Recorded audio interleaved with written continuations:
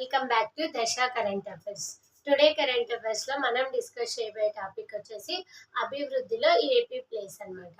So recent గా కేంద్రానికి సంబంధించిన కేంద్ర గణాంకాలు కార్యక్రమాల అమలు మంత్రిత్వ శాఖ ఒక నివేదికను ఇవ్వడం జరిగింది. అంటే ministry of statistical and programme implementation.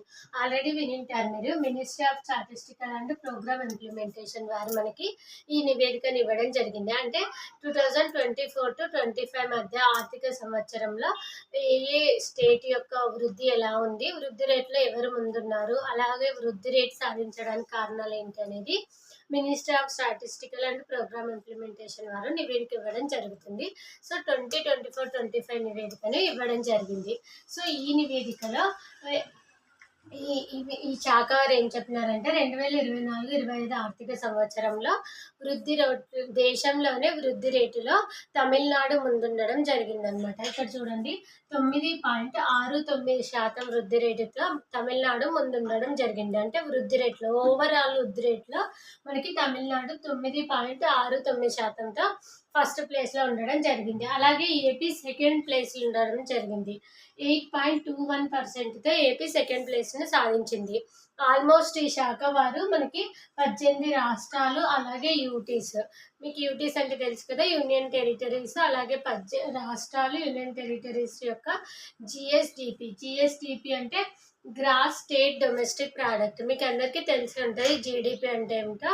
So జీడిపిలోనే GSTP, ఎందుకంటే స్టేట్గా సపరేట్గా తీసుకుంటున్నాం కాబట్టి గ్రాస్ స్టేట్ డొమెస్టిక్ ప్రోడక్ట్. తర్వాత వచ్చేసి పీసీఐ అంటే పర్ క్యాపిటల్ ఇన్కమ్, అంటే ఒక పర్సన్కి ఒక 1 ఇయర్లో లేదా 1 మంత్లో ఎంత ఇన్కమ్ వస్తుంది, ఆ ఇన్కంలో ఏ స్టేట్ ముందు అనేది గురించి ఈ డేటా ఇవ్వడం జరిగిందనమాట ఈ శాఖ వాళ్ళు. ఓకేనా, జిఎస్డిపిని పిసిఐని బేస్ చేసుకొని. తర్వాత వచ్చేసి వృద్ధి రేట్లో మనకి తమిళనాడు ముందుందని చెప్పిన కదా, ఇక్కడ వచ్చేసి ఏపీ 8.21%లో సెకండ్ ప్లేస్లో ఉంది. అంటే ఈ ఇయర్లోనే వచ్చిన వృద్ధి రేట్ కాదు ఇది, ఫస్ట్ నుంచి ఓవరాల్గా చూసుకుంటే ఓవరాల్గా స్టార్ట్ చేసినప్పటి నుంచి ఫస్ట్ ప్లేస్లో ఏమో తమిళనాడు ఉండడం జరిగింది, ఏపీ ఏమో సెకండ్ ప్లేస్లో ఉండడం జరిగింది. సో 8.21%తో. తర్వాత వచ్చేసి మనకి స్థిర ధరల వద్ద, ఇప్పుడు మనకి బేస్ ఇయర్ ఉంటుంది కదా, మనకి బేస్ ఇయర్ ఉంటుంది, కరెంట్ ఇయర్ ఉంటుంది. బేస్ ఇయర్ అంటే ఒక ఇయర్ని మనం ఆ ఇయర్లో కాన్స్టెంట్ ప్రైజెస్ యొక్క మనకి ఏమంటారు, ఆ ప్రైజెస్ని ఫిక్స్ చేసుకొని వాటి ద్వారానే మనం జీడిపిని కొలవడం జరుగుతుంది అనమాట. సో ఆ బేస్ ఇయర్ వచ్చేసి మనకి 2011-12 అనమాట. ఈ బేస్ ఇయర్ అంటే స్థిర ధరల వద్ద ఏపీ యొక్క జిఎస్టిపి ఎంత నమోదైందంటే 8,65,013 కోట్లు అనమాట. 8,65,013 కోట్ల జిఎస్టిపి అనేది మన ఏపీకి నమోదు కావడం జరిగింది. అది కూడా మనకి బేస్ ఇయర్ని బేస్ చేసుకొని స్థిర ధరల వద్ద అనమాట. తర్వాత వచ్చేసి మనం వృద్ధిలో సెకండ్ అని ఆల్రెడీ చెప్పిన కదా. సో వృద్ధిలో సెకండ్ అయినప్పటికీ పర్ క్యాపిటల్ ఇన్కమ్ తీసుకుంటే మనం థర్డ్ ఉన్నాం అనమాట. పర్ క్యాపిటల్ ఇన్కంలో థర్డ్ ఉండడం జరుగుతుంది. సో పర్ క్యాపిటల్ ఇన్కంలో మనం 11.89% వృద్ధిని సాధించడం జరిగింది. అలాగే మన AP per capital income present వచ్చేసి 2,66,240 రూపాయలు అనమాట. 2,66,240 present AP per capital income. తర్వాత వచ్చేసి మనకి పర్ క్యాపిటల్ ఇన్కంలో ఏపీ థర్డ్ ప్లేస్లో ఉందని చెప్పిన కదా, తమిళనాడు అండ్ కర్ణాటక వచ్చేసి ఫస్ట్ 2 ప్లేసెస్లో ఉన్నాయి. ఫస్ట్ పర్ క్యాపిటల్ ఇన్కమ్ పరంగా చూసుకుంటే కర్ణాటక సెకండ్ ప్లేస్లో ఉంది, జిఎస్డిపి పరంగా చూసుకుంటే ఏపీ సెకండ్ ప్లేస్లో ఉందన్నమాట. సో మనకి అసలు ఏపీలో సెకండ్ ప్లేస్లో వృద్ధిని సాధించడానికి అనుకూలించిన పరిస్థితులు ఏవి, ఏ సెక్టార్లో ఏవేవి అభివృద్ధి చెందడం జరిగింది మనం తెలుసుకుందాం. ఇక్కడ చూడండి, వ్యవసాయ ఉద్యానవన రంగాల్లో 15.41% వృద్ధిని సాధించడం జరిగింది. అంటే ఇప్పుడు మనకి 3 సెక్టార్స్ ఉంటాయి, ఒకటి ప్రైమరీ, సెకండరీ, టెర్షరీ. అలాగే మనం ఈ ఫస్ట్ దాంట్లో వ్యవసాయ రంగాన్ని తీసుకుంటాం కదా, వ్యవసాయ ఉద్యానవన రంగాల్లో మనకి 15.41 వృద్ధి రేటుతో మనకి వృద్ధి రేటు ఎక్కువ కావడం జరిగింది. అలాగే సేవా రంగం అంటే సేవా రంగం థర్డ్ సెక్టర్గా తీసుకుంటాం కదా. సేవా రంగంలో 11.82%తో మనకి సేవా రంగం కూడా మంచి వృద్ధి రేటునే సాధించడం జరిగింది. సో ఈ వ్యవసాయ రంగం సేవా రంగం కంటే కూడా పారిశ్రామిక రంగం అనేది మనకు కొంచెం మందగించడం జరిగింది, 6.41%. మీకే ఇక్కడ చూస్తే అర్థమైపోతుంది చూడండి.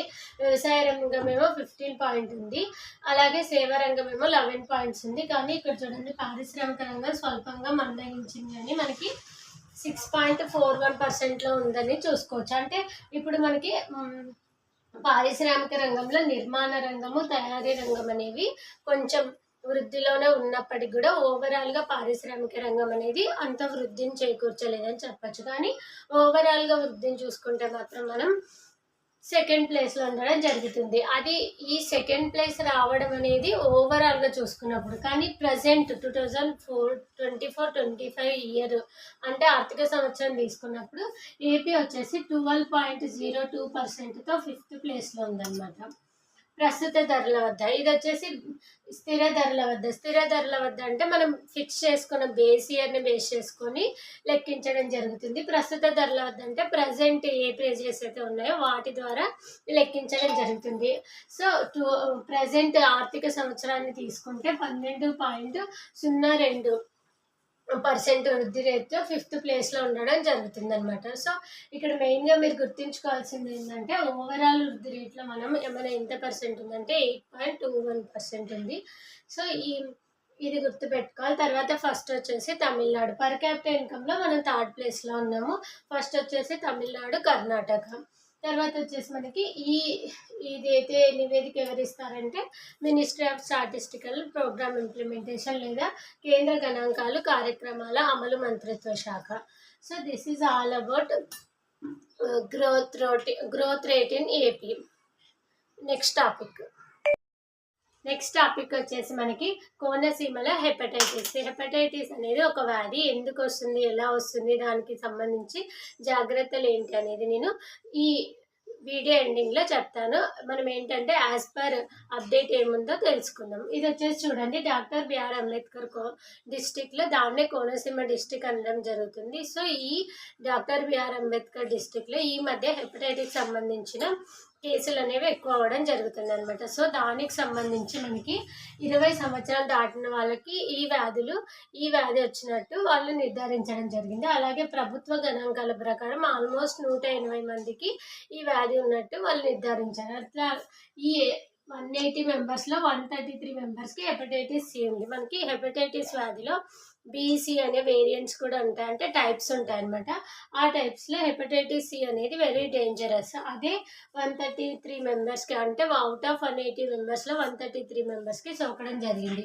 అమలాపురం, అల్లవరం, అంబాజీపేట, అయినపల్లి అనే విలేజెస్ అంటే అవన్నీ కూడా అంబేద్కర్ కోనసీమ డిస్టిక్లోని విలేజెస్లో కూడా మనకి ఈ హెపటైటిస్ బికి సంబంధించిన వ్యాధి కనిపించడం జరిగిందనమాట. చూడండి హెపటైటిస్ బి వాళ్ళేమో 47 మెంబర్స్ ఉంటే హెపటైటిస్ సి చెందిన వాళ్ళు 133 మెంబర్స్ ఉన్నారు.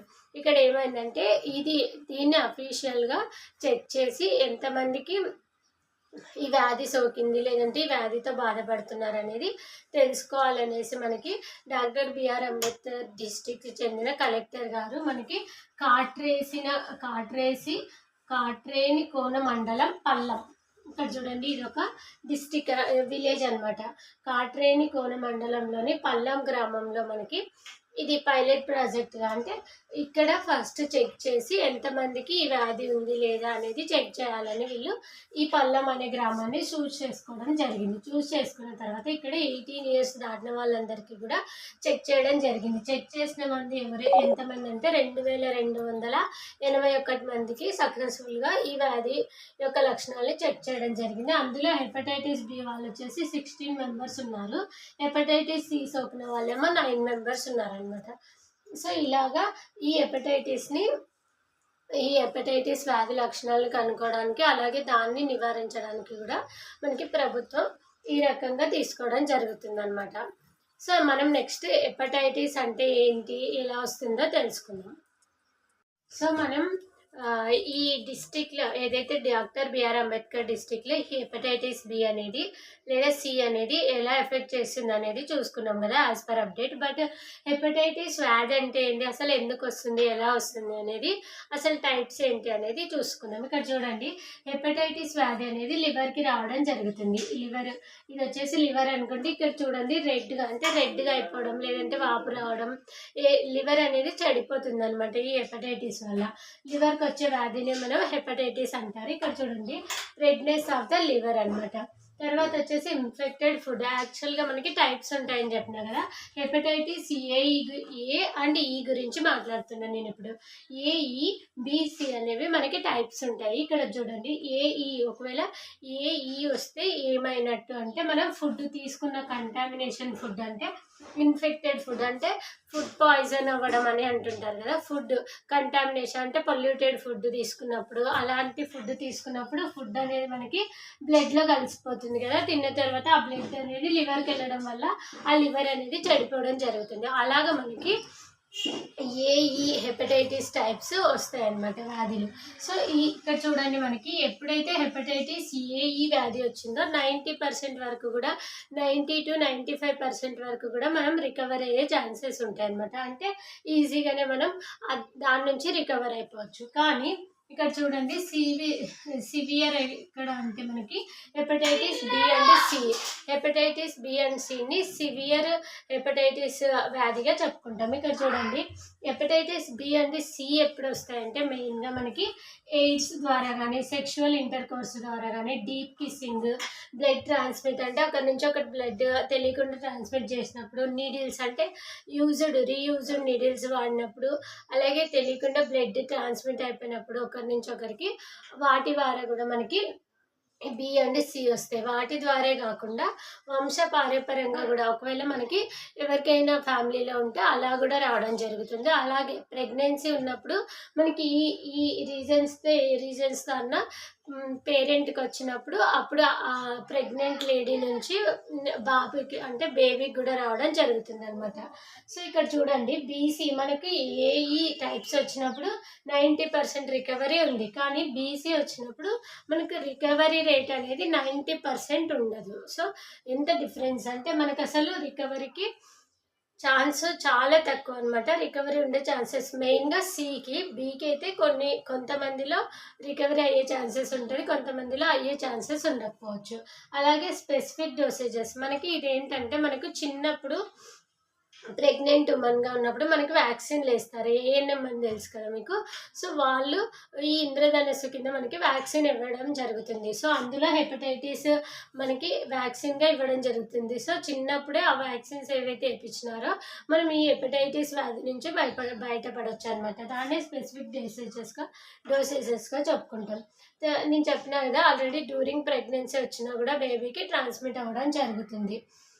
చూడండి, ఇక్కడ హెపటైటిస్ సిని తీసుకున్నట్టయితే మనం there is no particular drug to recover. అంటే మనకి పర్టికులర్ డ్రగ్ అంటూ లేదు. చిన్నప్పుడు వ్యాక్సిన్ డోసేజ్ ఇచ్చినప్పుడు అది రాకుండా చూడడం కోసం, కానీ వన్స్ మీకు వచ్చిన తర్వాత దాన్ని రికవర్ చేయడానికి అది కూడా మెయిన్గా హెపటైటిస్ సి టైప్ వచ్చినప్పుడు దాన్ని రికవర్ చేయడానికి ఆల్మోస్ట్ మన దగ్గర ఏ డ్రగ్ లేదనమాట. కాబట్టి రాకుండా ప్రివెన్షనే ఈజ్ బెటర్ దెన్ క్యూర్ అనమాట దీనికోసం.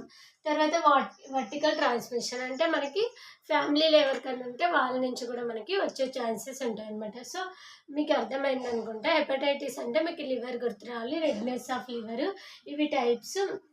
మెయిన్గా మనకి బి అండ్ సి వచ్చేసి డేంజరస్ టైప్స్ అనమాట. సో వీటి గురించే మనకి ఈ డాక్టర్ బిఆర్ అంబేద్కర్ డిస్ట్రిక్ట్లో డిస్కస్ చేయడం జరిగిందనమాట.